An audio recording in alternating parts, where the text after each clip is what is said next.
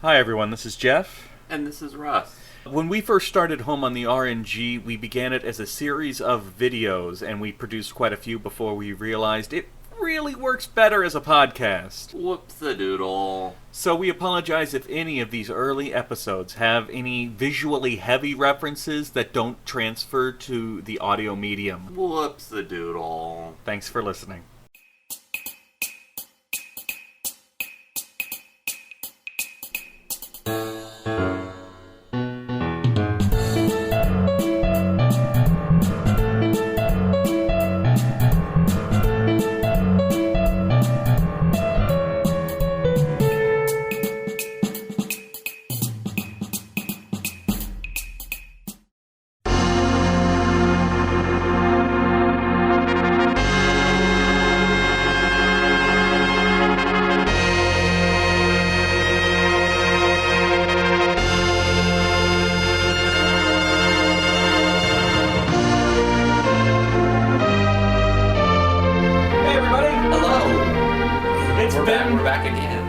It's been a while. It's been a month. It's been at least a month. I have not changed clothes. Or bathed. And today, spoiler, we are talking about one of our favorite games. So, you can already guess how this review is going to go. But we're still... I don't know, there might be some surprises. There were some things I did not enjoy as much about this game as I remembered enjoying them. Yes. So, and I've never really played this game with as much of a critical eye before. So who knows what's going to happen? Today we are reviewing Final Fantasy... We might not make it through this alive. Okay. Today we are playing Final Fantasy... 4. 2? Or 4? Or... American 2? I know I played the original version of 2 that came out for the SNES. Is that the version you played for this review as well? That is the version I played, yes. So I mean, for those of you who live under a rock, that we could have played. And for those of you who live under a rock and don't know what the hell happened, so Final Fantasy 1 came out, and 1 is the same everywhere. 2 and 3 came out in Japan on the NES. They did not make their way to America. Not for many, many decades. 4 came out, and I guess was a big enough success in Japan that they wanted to bring it to America, but they couldn't say, okay, here's Final Fantasy 4, because everybody would have gone, okay, but where's 2 and 3? Where's 3? Where can I buy that? So when they brought it over, they called it originally 2.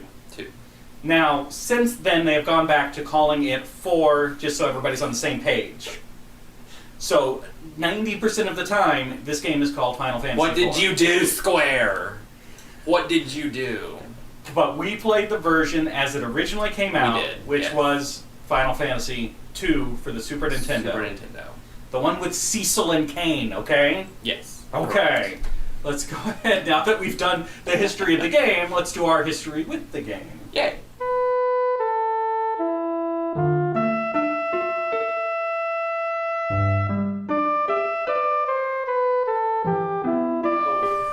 This personal history segment is becoming a little redundant, but I do have kind of a funny anecdote about this game. I rented it. It was my first Final Fantasy. I didn't play Final Fantasy 1 on the NES until after this. So when I was 9, or however old I was when this came out, I'd gotten my Super NES for Christmas, and I rented this game from our local video store in my hometown, and I rented it every weekend for like 3 solid months, and was saving up my allowance because my mom was teaching me responsibility. So I was saving my allowance to buy the game on my own, and in the course of renting the game, like every weekend for a 3-month period, I actually broke the store's copy of it. And I think my mom had to pay for it. I don't really know. I was only 9 years old, and she didn't take it out of my allowance or anything, and she did let me just go ahead and buy the game with what I had. But anyway, I was so obsessed with this game that I ruined a Super NES cartridge somehow in like 1992. Yeah, and I've played this game like 20 times since then. So, yeah, lots of personal history with this game. I have personal history with this game. It's very exciting. And actually, my anecdote is oddly resonant with Russ's a little bit. I never actually owned Final Fantasy II when it came out. I borrowed it from friends. I rented it. I played the hell out of it. I never owned a copy. I finally actually bought a copy of the SNES cart like 2 years ago.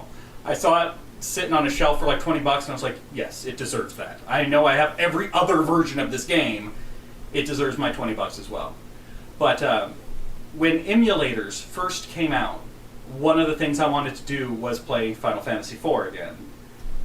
Because since I'd never owned it, I felt like there were patches. Because when you rent it, you don't always pick up from the same place. And, you know, I wanted to play it straight through in one sitting.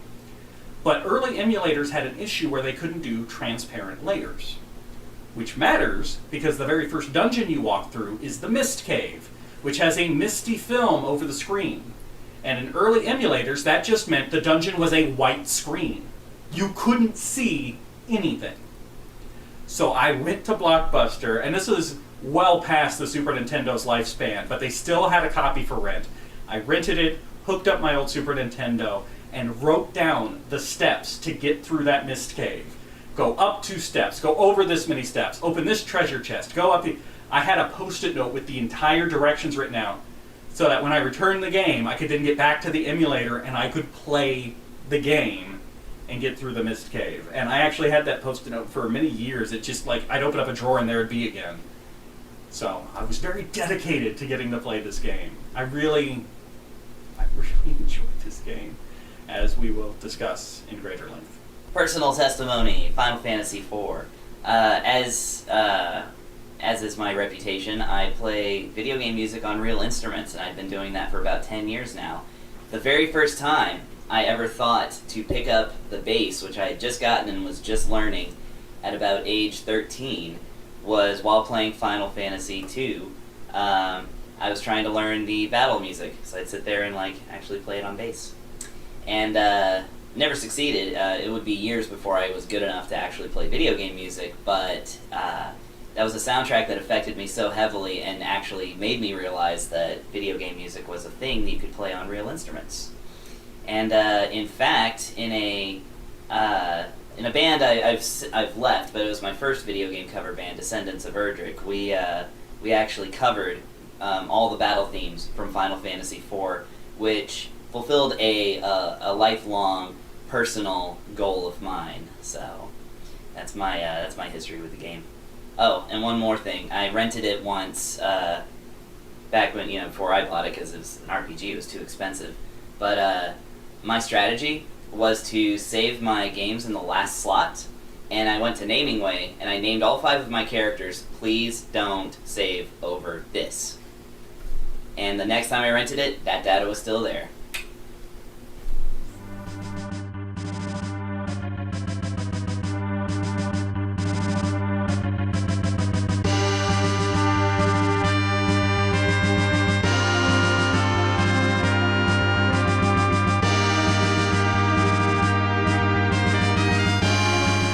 Kingdom of...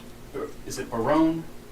You make fun of me for the way I I'm gonna pronounce let things. you say Barone because I'm kind of delighted by that. Well, Baron is obvious, but I don't... Baron. Like our president's son. I'm assuming you're gonna turn this on. Little Baron Trump. I'm gonna cry. Fine, I'll go with Baron. Does How's Baron little make you happy? Baron? Oh, Jesus Christ. Okay. The Kingdom of Baron begins a militaristic expansion, and one of its generals starts to have doubts.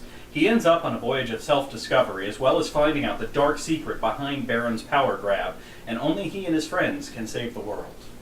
Now that is a pretty epic, condensed summary right there. I do what I can. I mean, and yes, you did very good on that summary. It's also a testament to how good this game is. How good that story It's is. actually a really great story. Although, one thing I did notice in this playthrough is that I didn't remember, because it's been a while since I played the original version, and honestly, it's been a while since I played any version, although I've played it so many times, Yeah. is how quickly the story goes. The beats went much faster than I remembered. Like, I was at Mount Ordeals within, 2 or 3 hours, and I remember... Yes. In my mind, that was more like the halfway point of the game. Yeah. As a child, renting that game over and over again, having to restart it over and over again, I felt like it was much, much longer. But no, you're absolutely correct. I recorded all the footage for this game, and I feel like, and I've played it so many times, it was kind of a blast through playthrough, and I think I did it in like 10 hours or something. But Rob, which is not anything against the game. I need you to tell me about the characters. I know, we do need to talk about the characters. I really like the characters. A notable thing, though, is Cecil. So Cecil is the main character. He's a Dark Knight of the Kingdom of Baron, and he's questioning what they're doing. The King of Baron is trying to take all of the crystals from all the different kingdoms in the world and basically rule the entire world, and he's not real cool with that. So he's a military captain. This is the point I'm trying to get to. He's 20 years old, but that's he's what I was going to say. Okay. He's like 20. And he's the general of the army. The general of the entire Red Wing army of Baron. And then his best friend Kane is like 21, 19 or something, and is like the #1 dragoon in the He's entire also the kingdom. only dragoon that you see, but supposedly he's in charge of them, but you never see any of the others. Well, that was just a mistranslation. We played the old Super NES English text version of this game, and the script is a little nah. Yeah. In terms of all the revised scripts they've had since then. So anyway, all the characters are still really young. They're not literally teenagers.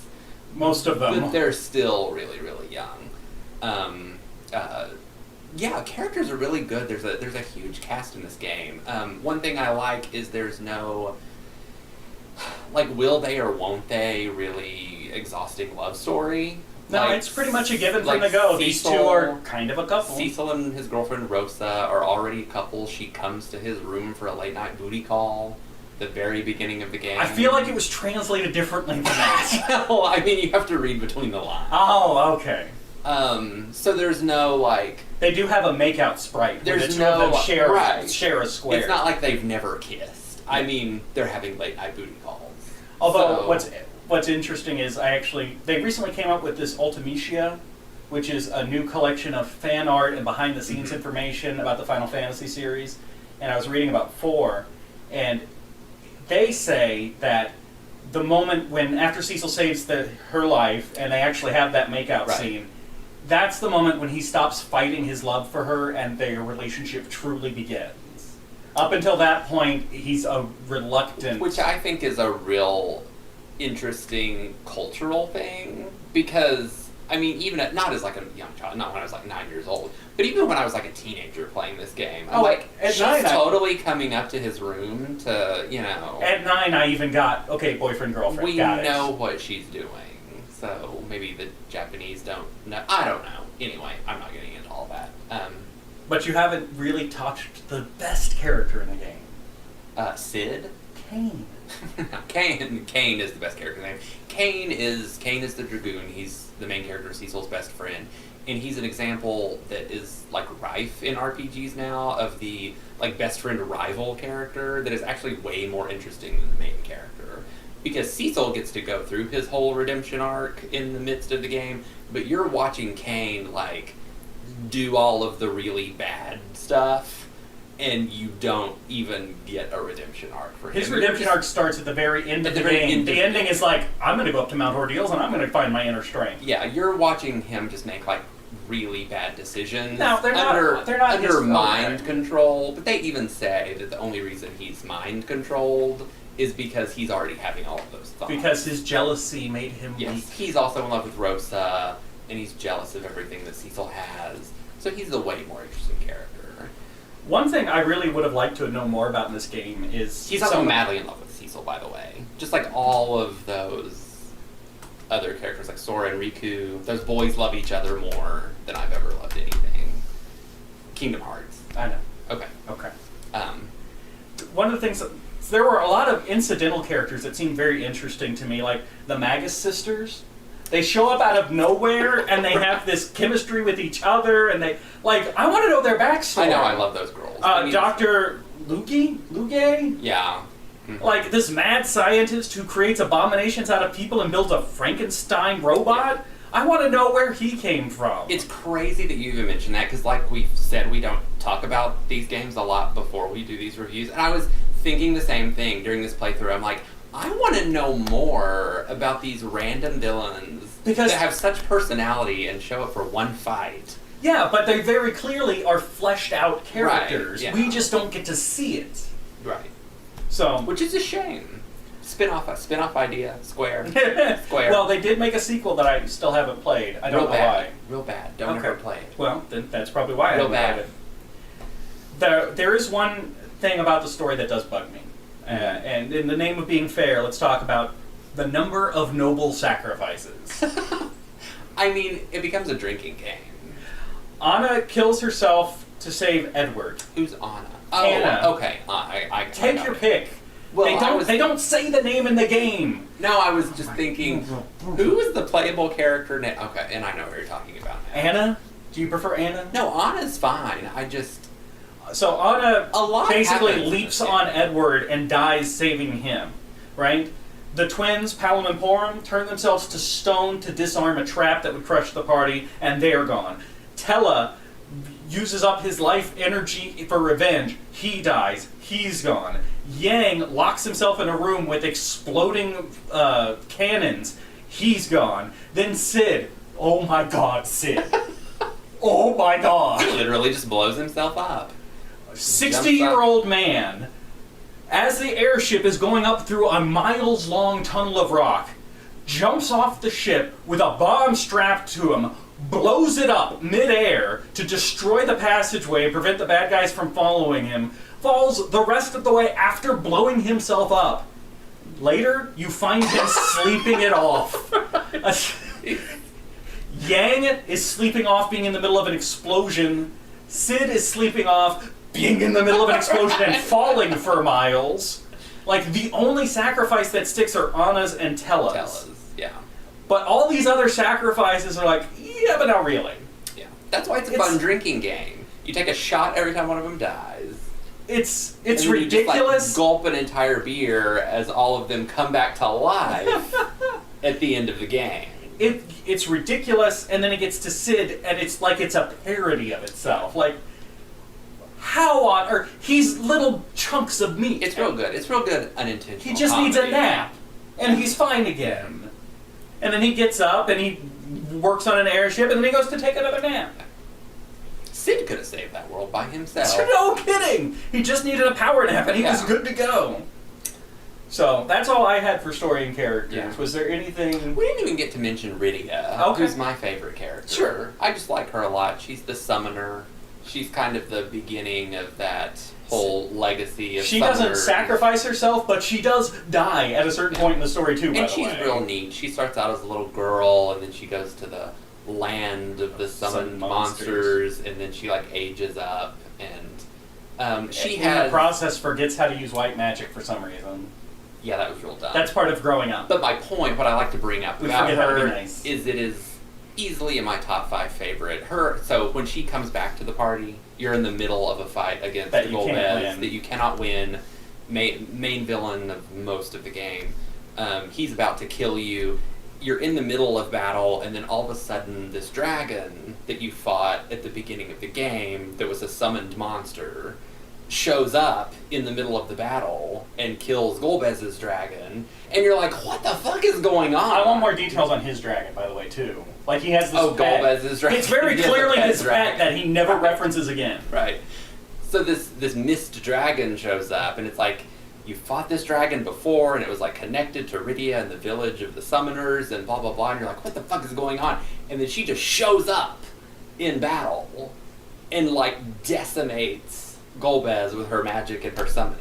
It's the best introduction. It's not just like a character on the overworld like appearing out of nowhere and you have a little conversation and blah blah blah. It's like she joins you Mid-combat. mid-combat And when you are saved your about to ass, die. yeah. It's It the is best moment. It is a great cavalry moment. It very good. Although you did touch on something that reminded me one other thing to talk about the story, because in the past we've talked about the trope of the surprise boss, and we've got our next special episode coming up in a couple of episodes where we'll talk about the tropes again. And this is the game I always use as an example of surprise boss, because to me this is the one that sticks out the most. How long would you say the game is? 30 hours? 20 I mean, if you're hours? playing it normally, probably 20 to 30.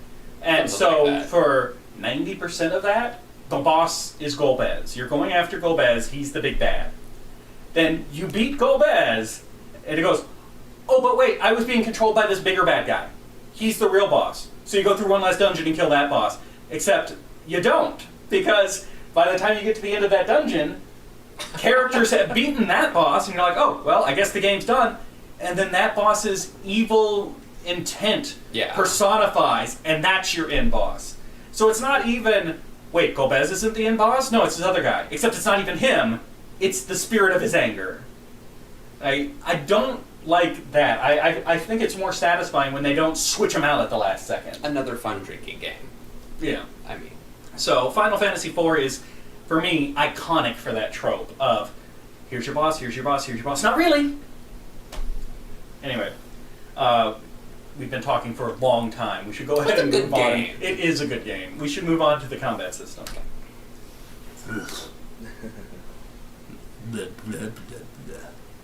Oh, and I was going to say... So much talking. The noble sacrifices. Edward gets out of bed and plays the harp. Yes! Yes! There's so many of Until those death. in this game. I mean, until he falls asleep again. Right. Edward, Jesus. They could not have made him more pitiful. I know, I just love that that's his noble sacrifices. He gets out of bed slowly and plays harp. Right. And then has to be escorted back to bed. Yeah. I can't wait. And his special ability is to hide. And by the way, once his HP gets low enough that he starts hiding, you can't get him to come out long enough to heal him. He's just done for that battle. Yeah, he done. He is... And his lost ability that they removed, because we're talking about the versions and innovations, I think. His other ability is equally useless. Take a potion and divide it by 5. Great, everybody gets 2 hit points. You're healing 6 HP apiece. Hooray. I don't know why they went out of their way to create the most useless character possible, but And, they did. Final Fantasy IV DS has voice acting, and it is Anna. Oh. Anna! Because Edward's voice is like that. He's Is it Baron or Anna! Baron. Damn it. I am going to say. I used to call them Palum and Perum, and he... That's Hallam what I and was Forum. trying to think of, what you said. Mm-hmm. Because I renamed all the characters, and I was trying to think of what you said. Palum and Perum is Palum how and I always... Perum. Yeah. So apparently I pronounce things badly. Yes. I wasn't even saying. I literally forgot who Anna was for a minute, because she's not a playable character. Yeah. Anna! You only ever see her At this dead. point, I just wanted to stack the deck of sacrifices. And I was always confused over whether it was Cecil or Cecil, because Cecil is a Yeah, they more say Cecil common- in that DS game. Do they? Oh, I thought they said Cecil. No, they say Oh, yeah, they Cecil. do. But They're I've right. always said Cecil. But like it's Cecil B. DeMille. Right. You know, that's Yeah. one of the few Cecils we know, but Cecil is also a name. And that's it was a Ryu situation. When I read Cecil, I was like, oh, it's Cecil. Yeah. Well, I in college was talking to a friend of mine about Now, is it Rydia. Rydia or Rydia? And he said Rydia, and I was like, "What are you talking about?" I always and thought I'm like, Rydia. And it's Rydia. It's Lydia with an Because it's R. Lydia, yeah. Yeah, we guessed correctly on that one. But somebody said Rydia, and I'm like, That- "You're a crazy."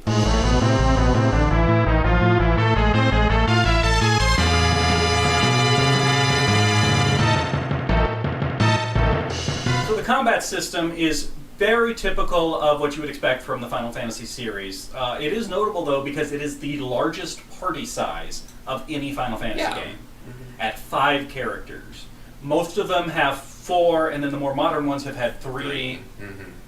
5 characters at a go, which really you get to spend some time deciding who's on the back row, who's on the front row, who benefits from long range. They make it so everybody can equip a bow if you want to stick them in the back with a bow. So you've got some personalization options there. Also, the action is more timing based, right? It's not just at the beginning of a round, pick an action for each character. Yes, this was the first Final Fantasy that used the trademarked active time battle system. So you're not picking all options for your characters and then watching them execute those attacks on the enemies. You have in this game it was invisible, but you have a meter that in later games was actually visible that fills up over time. When it's full, they get to pick an action, action, then it fills up for them to use the action. Different actions have different charge times. Like the twins using their twin power takes a little longer than them casting magic, but it's so worth it. It is worth it, yeah. Speaking of magic, in this game, magic is earned as characters level up. it's a very straightforward and simple way. It can be a little irritating, I guess, but it also means... Which is why Rydia's summons, I like her too. They kind of spice things up because, except for the summons, she gets automatically at different points in the game. You have to fight a lot of those bosses to get those abilities for, which is a nice mix-up in a game where everything else is just kind of happening to you as you go along. But you once told me something interesting about the leveling system. Do you remember that? Yeah, the level. So this is something I tried out for myself after I heard about it. Is the characters? So the characters can reach level 99 in the game. Mm.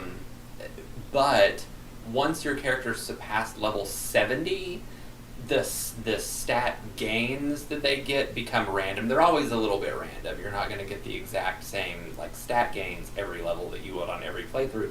But after level 70, they become so randomized. Something in the coding, some can actually go down. You have the potential to lose on a very small level to lose some stats. HP, MP, strength. All of your stats are just completely random after level 70 and can go... Including negative. And can go down. And I tested it for myself, not this time when we were playing it, but another time. I was playing it on an emulator, and I just had my characters get a whole bunch of experience and then kind of marked down what they're getting. And, Cecil's HP went down by, 6 points or something during the level gain. Which is what you expect to do when you max out your characters. And I don't know if that was intentional so that you don't max your character so much that the final boss is a joke, or if that was programming errors, or I would exactly lean more what that towards was. programming errors, Yeah. but I'm guessing. So, but yeah, I had read that on the internet and I tested it out, and sure enough. Another thing with the magic is almost any spell can be applied to one entity or all of them, be it your own party or all of the enemies, which I like having that freedom. Yeah. And back in the day, the thing I want to point out is, back in the day, all that was new. Yeah. I mean, the NES Final Fantasies didn't do that. Rust? Well, never mind. No, I know. It's called... Good But grief. we're up here. Good grief. We're not talking about innovations yet. So I can't point something out. No, go ahead and point it out. You have my permission. Now we're just bickering. Better one. Okay. Edit. I can't edit in the middle of a segment. Well, you can, yeah. No. It's not how it works.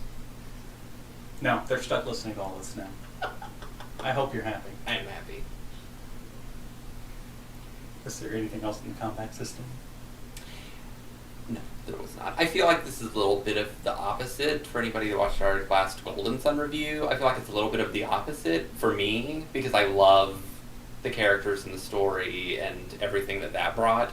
And the battle system is It's very by straightforward. today's It's standard, very it is simple. the most basic battle Yeah. system that you can have in a JRPG. There's nothing to write home about this combat Yeah. system. It's fine. It functions well. I don't have a It does. problem with it, but it does not come out with innovations. It's not breaking any formulas. It's fine. Yeah. It works. Let's go on to innovation. Innovation!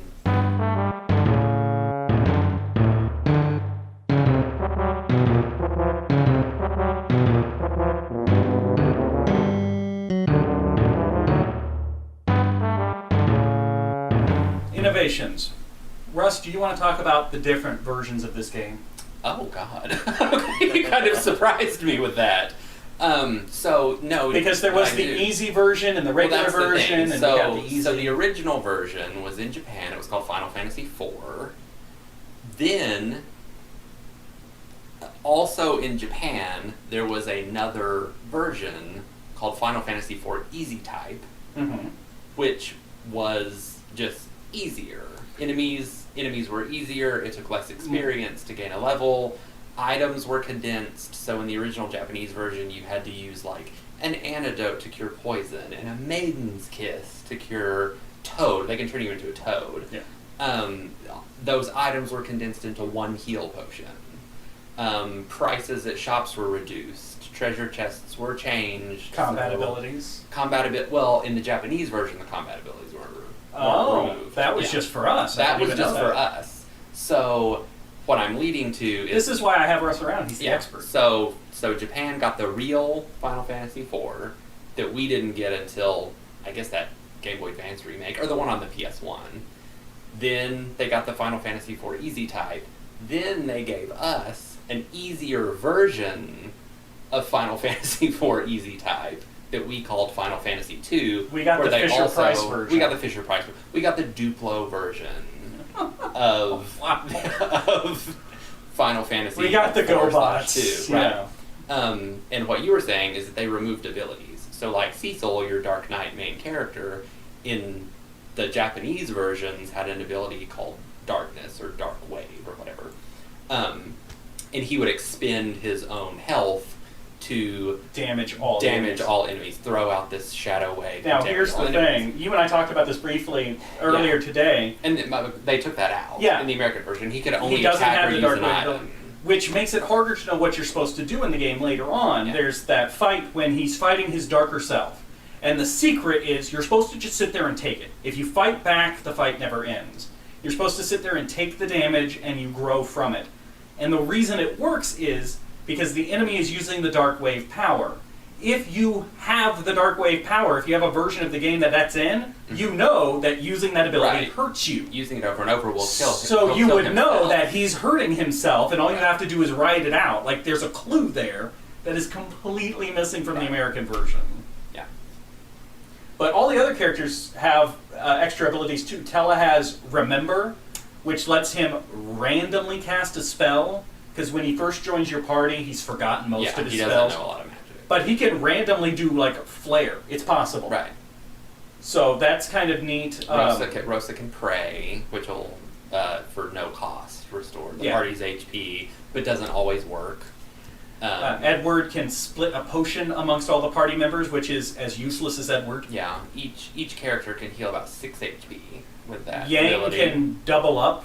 Basically, he builds up attack power for one turn. Yang had two abilities removed. Well, no, he still had Kick. He had Kick, but then he had one that would double his attack power if you waited, and he had another one that would double his defense. Oh, yeah. If you know... I'm trying to think who else had stuff that was taken out. Oh, the twins. The girl twin could cry. Oh, and that's it would right. Lower And the boy twin could bluff. Yes, and it would raise his magic power. Yeah. Yeah, almost every character lost an ability, which I think is a shame. And then, since then, there are so many versions of this game now. It's been retranslated 5 different ways.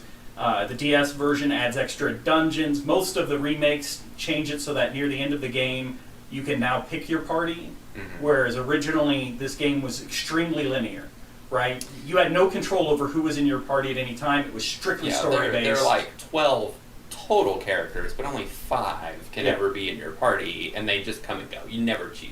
But they've in later versions they've made it so that now you can swap out and you can control your in-party. Needed. That's my biggest complaint about this game. After having played it so much and then playing it this time with such a critical eye, I realized how linear the game is, that it's really the most linear Final Fantasy that they've ever made.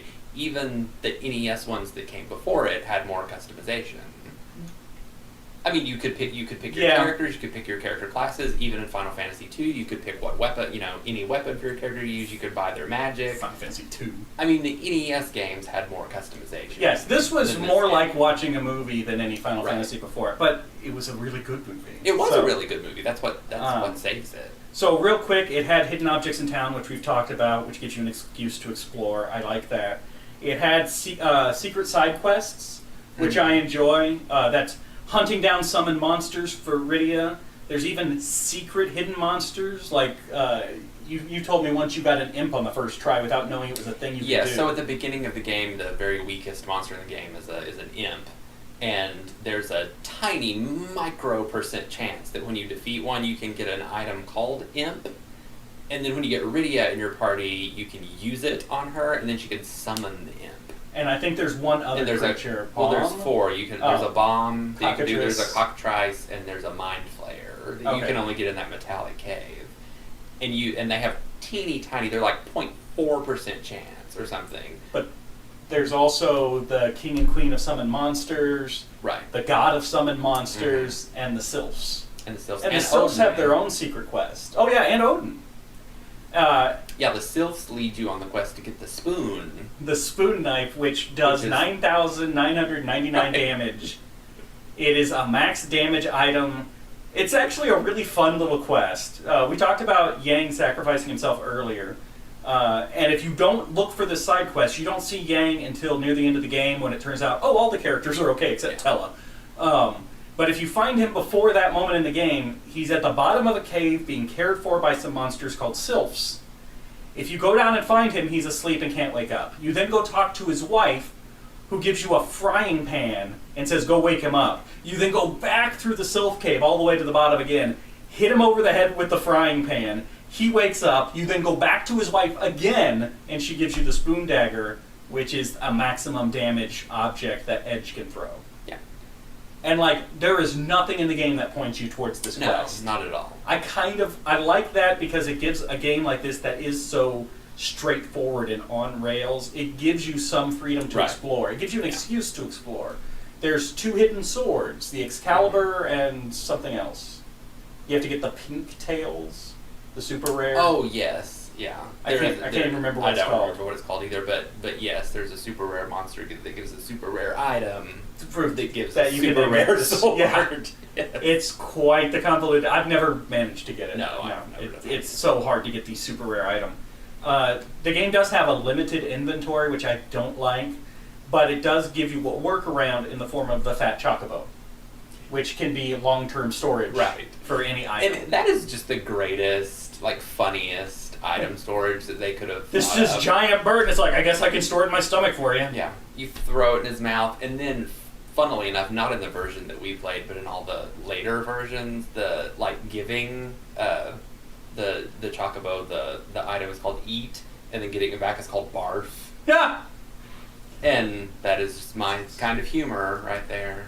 I feel like we talk about this with almost every game. So the game tells you who can equip an item when you're purchasing it, which I like, but it does not tell you if that item is better, worse, or the same as what you already have equipped. I hate that. I like that at least I can tell who can equip something, but I hate when the game can't give me just a little up arrow or a little down arrow. I'm not asking for a lot Credit, here. though, they don't do a lot of confusing things with that. No, it's a much, fairly standard progression. If you're in a new town, then pretty much whatever you can buy there is going to be better than what you had. I know, but I mean, I'm just saying. even other in this games, playthrough, when I was being cautious of it, I still at least once bought an item I already had equipped because I lost track of, oh, I already have that. Well, now I've just wasted half the money because I sell it back for half price. Just like, we've had it on a Game Boy Color game. Lufia 3 was able to show us That's true. who can equip what and is it better. Oh, Life's real hard. it is. Okay.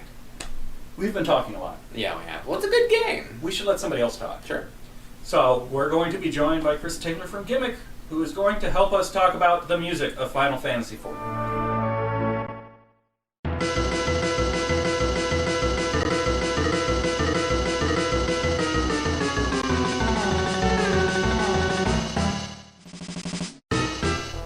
Welcome back. Yay. We're glad you could join us again. I'm glad your schedule opened up for another month. Right. Amazing. And I still have the same cat hairs on my sweater. We all do. So, tell us about the music of Final Fantasy IV. Oh boy, the music of Final Fantasy IV. Well, Does it have music? There's music in Final Fantasy IV. Okay. Yes. Okay. Yes. Is it good? No, not really. Okay, we'll see you guys next time. Later. No, go ahead. Okay. So, of course, as everybody knows, the Final Fantasy, the first 10 games were largely or entirely composed by Nobuo Uematsu. I don't actually know how to pronounce his name very correctly, but that's... Yeah. Oh, Yeah. Uematsu. Uematsu, yeah. Anyway, we call him Al Fantasy. And, You kind of lost. And Russ is gone. Yeah. So Al Fantasy, this is his fourth Final Fantasy to compose for, by which I mean, of course, he was composing all of Squaresoft stuff back then, so he actually composed for 3D Battle World Runner and also Rad Racer. Rad Racer. Rad Racer. Was that the game that almost bankrupted the company? I think that was one of them. And then they had to make Final some money. Fantasy to save it. Yeah, they had to do something. turns out writing music for fantasy games was just the thing for Al Fantasy. So he wrote these great soundtracks for the original Final Fantasy games, but of course he was limited by the NES hardware, which would allow for one noise track, one triangle track, which would either be a bass or a flute, depending on how it was tuned, and 2 square waves, which are basically all of your melody and harmony. He did 3 games this way, very effectively, but with Final Fantasy IV, suddenly he had 8 channels to work with, and he worked all 8 of them constantly. So this is the first game that is really introduces Uematsu's his penchant for orchestral and yet memorable music. You can tell that just from the very beginning with the little Final Fantasy arpeggio, which, everybody knows that song. Mm-hmm. It's when you first turn on the game.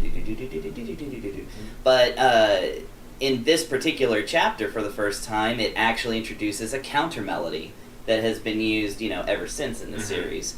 And that shows that, this whole thing is, just much, much bigger in terms of, how the music, how big the music is compared to the game.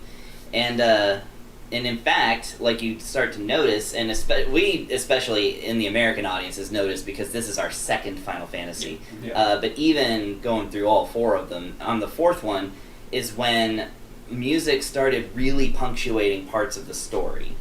So when, So I'm pretty musically illiterate, which is why we always have guest reviewers in here. And even I'm aware, every character has their own theme in this game, which I love when a game does that. When it gives characters themes, it gives them more life to me, makes them more identifiable. Mm-hmm.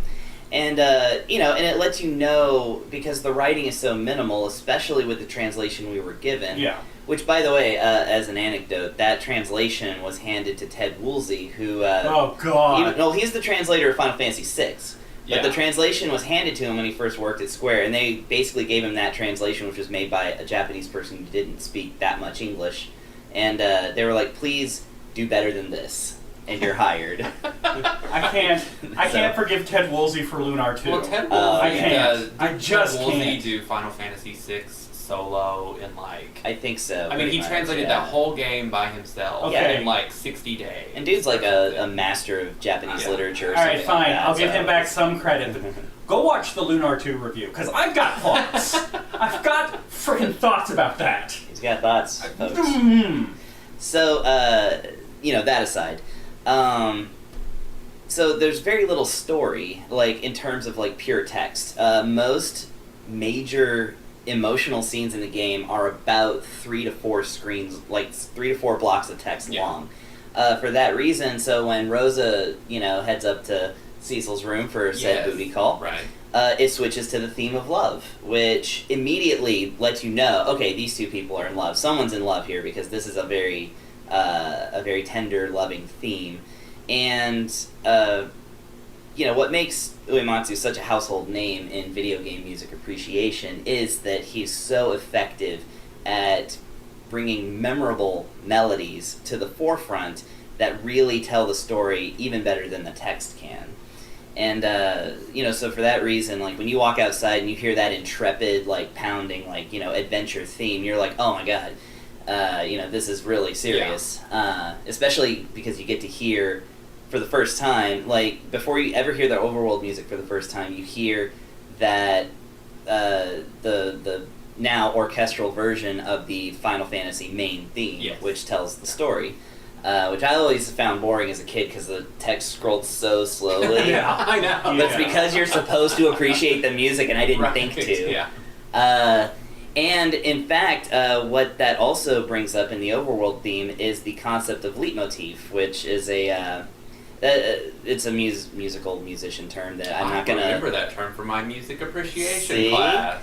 Don't know what it means, but I remember the word. Well, it's revisiting a theme, isn't it? Revisiting a theme. Okay. So a theme that's established, a melody that's established in one scene will be reintroduced in another scene in another context. We had a discussion about the show Crazy Ex-Girlfriend yesterday. So exactly. Use the theme "Settle for Me," and it would revisit that at moments when you could. That's what it is. So I think Al Fantasy saw that, and he was like, "This is what I'm gonna do." He got his time machine. This is it inspired him to to create this. And so, for that reason, when you go to listen to the soundtrack, listen to the overworld theme from the overworld, that is to say, the green earth that you occupy, and then go underground and listen to the underground theme. It's actually a really similar melody, and it calls upon melodies from the overworld, but in a different context. And even the final confrontation with Zeromus, spoilers. Yeah. there's a surprise bad guy whose name you find out just as you're fighting him. Yeah. This isn't Zemus. This must be Zeromus. Dun dun dun. He's existed for 5 seconds, but we know his name. Ah, man. Even in that battle theme, you'll hear elements of the overworld theme and other overarching themes in the soundtrack. So this soundtrack was just like, in 1991, this is huge. Just the way that this soundtrack kind of changed how we thought about, like, RPG music and things like that. Not to mention the incredible battle themes. Yeah. And of course, speaking personally as a bass player, Uematsu was super good at bringing bass tone and, actually articulate, bass tone to video game music, which actually is what inspired me to play video game music on bass. So there you go. Nice. Yeah. And there's I could just go for an hour on the soundtrack. So Let's not. that's Let's not So do the that. music was there, and No, the music was there. Even I, as impenetrable as I am to music, I love the music of this game. Yeah. You can go and find orchestral versions of the soundtrack, and they're gorgeous. Yeah. The music really carries the story along. Yeah, and I think Even I give the music an A+, and I don't do music. Some of it is so intense, like the Golbez theme. Yes. When those church organs hit. Oh, yeah. Yeah. Uh-huh. And, well... The Calbrina theme is creepy. Oh, yeah. Yeah. I like that one. And they bring it back for Dr. Loogie. Yeah. Mhm. Yep. Again, I want to know more about that. And the Mysterious Land of the Summoners theme, Yes. which I really love that one. That's a standout. I think one of my favorites, though, is the Giant of Babel theme. Oh, When okay. you get in there, that's actually got... And it uses part of the overworld theme, too. Right. So, My favorite is Rydia's theme, oh, yeah. because it I like contains hers. both notes of sorrow and hope in the Mhm. same song. I really like that. I think... I had an opinion about music. Oh my god! Yay! It happened! Were there any songs you didn't like? Not really. There aren't any that really stick. Calbrina's theme is probably my least favorite because it's effective. It's creepy. I didn't like, honestly, Mysidia. Okay. Just that... Oh, dun dun dun dun dun Yeah. dun. dun. Yeah. It kind That of was- reminds me of Saturn Valley That was a little bit. It does remind me Yeah. of Saturn Valley. It's a little irritating. And Saturn it's- Valley's not that irritating. It is funny because that scene is like bookended by, that super serious Paladin's theme. Yes. Or the when you're talking to the Elder. Right. When that Yeah. comes in. And I think mine that always got me when I was a kid, and I was like, ugh, was the Fabul theme. Oh. Oh. Just those synths blasting in, and the pitch bends, and then it just gets into this like chuggy little and it's very it's a very like Eastern pastiche, Yeah. which if a white guy had written it, Oh, I know. no. But apart from that, no, it's Maybe Edward's harp theme because it's Edward. no, that's beautiful. It's Edward. And I love that they use the harp in the Troya theme where you find him Yes, because that's, yeah, he's That was always a favorite of mine. was that the Troya theme. Yeah, Yeah. that's great. Yeah, All right. cool. That's music. All Love right. music. So it's Hey. time to move on to final thoughts. Final thought.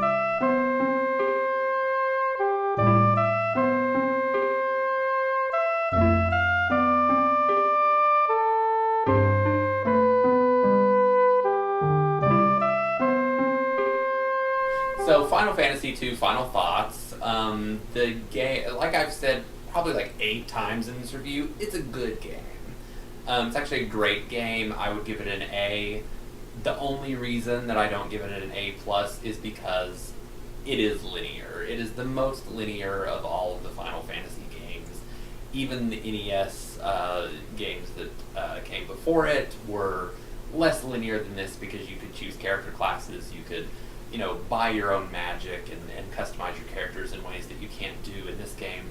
But that being said, I think I think the reason it is that way is they sacrificed maybe some of the innovations in. Well, I shouldn't say that because the game actually was very innovative for its day.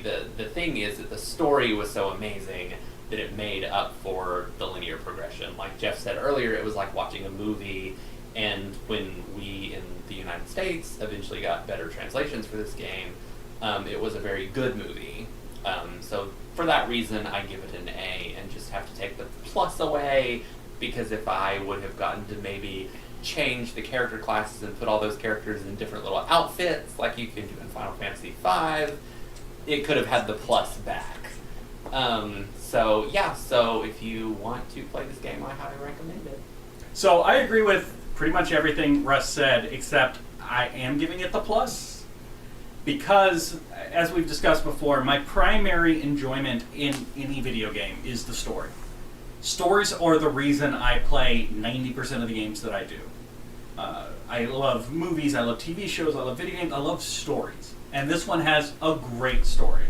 The fact that it is so linear doesn't bother me because the story is so good. I'm fine with it. You've constructed a really great story with some really nuanced characters, more so than we've seen up to this point, more so than a lot of JRPGs. And so I'm fine with you taking away a little bit of my freedom to tell me exactly the story you want to tell me. So I absolutely will give the game an A+. It will always be one of my top 5 favorite games. I love the characters. When I was a little kid, I wanted the characters to be friends of mine. I wanted a sequel game where it was just them walking around chatting with each other in a world at peace. I love the story. I love the game. It's a very biased opinion. Final Fantasy IV. Obviously, I give it an A+, and here's why. Towards the end of the game, you're about to go face off against the ultimate evil. You found out the real truth about Golbez. You found out, Kane has rejoined your party, and actually had this sort of scene where he offered to have Edge, murder him if he turns on them again. So, that's how committed he is to your cause. And then, for no reason at all, Cecil kicks the 2 women off of the Great Whale, their spaceship, because it's just too, despite the fact that they've been adventuring together for this whole game, Cecil has decided that going to the moon and defeating a great evil is just too much for 2 women. So they leave the ship, and then they get to the moon and find out that they actually were still there, and that they weren't gonna, Rosa wasn't gonna leave Cecil alone, blah blah blah. That means that in this scene, these 2 women, Rosa and Rydia, clung to the side of a spaceship to go on a trip all the way to the moon, just because not even for the cause, it's just because Rosa didn't want to be away from Cecil. For that reason alone, I give this game an A+, because absurdity, that we know now, that was actually really, emotionally important when we were kids. It's a story we took really seriously, and now it's just utterly wild. So, if you happen to rent this game from the Blockbuster Video in Mineral Wells, Texas, and you find that the 4th data slot says, please don't save over this, or just don't save over this. No, it's please don't save over this. Follow those instructions, because I just got to the moon and I need to beat this game, so. That was Final Fantasy IV. Yeah, when I get home, I'm going to write a short story about Rosa and Rydia clinging to the side of the lunar whale, and what they talked about on cold the up here, journey to isn't the moon. Skirts were a bad choice. Yeah. So if you want to play Final Fantasy IV, go ahead. It's everywhere. It is everywhere. There are versions on every system. There's PSP, there's Game Boy Advance. Honestly, I'd steer you away from the original release. Any of the later releases have been retranslated to add more depth to the characters and stories, which is this game's primary selling point. Yes. So, being able to pick your party at the end, I'm kind of because the game was very clearly sculpted with a specific end party in mind. All of a sudden, the fact that you can bring Edward doesn't really add much.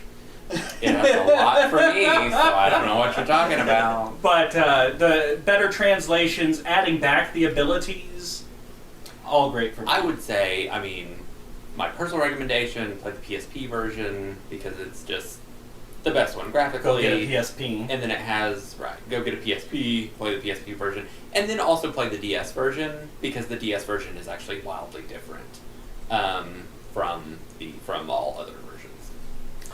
So, typically, we've been trading off. I pick a game, Russ picks a game, I pick a game, Russ picks a game. But our schedule got a little wonky, and so Russ was responsible for the last 2 games, and I'll be responsible for the next 2 games. So, next time, we will be playing Phantasy Star 2 for the Sega Genesis? We're playing Phantasy Star 2? Yes. Okay. For the Sega Genesis, I think. Is that the system? Okay. I don't know why you're acting like this. Phantasy Star 2 is a game, right? I didn't make this up? Phantasy Star 2 is a game, yes. But I didn't think we were playing Phantasy Star 2 Well, next. we are, Okay. and then we're playing a mystery game. Oh. Oh, okay. Yeah. You poor boy. So we'll see you guys back next time for Phantasy Star 2. Hopefully Chris will be able to join us again. We'll see you then. See you then. Home on the RNG is a presentation of Mad Centaur Productions. You can find Jeff on youtube.com/Centaur Productions or on Twitter @JeffCentaur. You can find Russ on Twitter @RussMac25. Chris Taylor can be found on Twitter @EnrichFlavor or on Twitch as Liar Exaggerate. Also, check out his band Gimmick. Thank you for listening, and remember, it's dangerous to go alone. Take this podcast with you.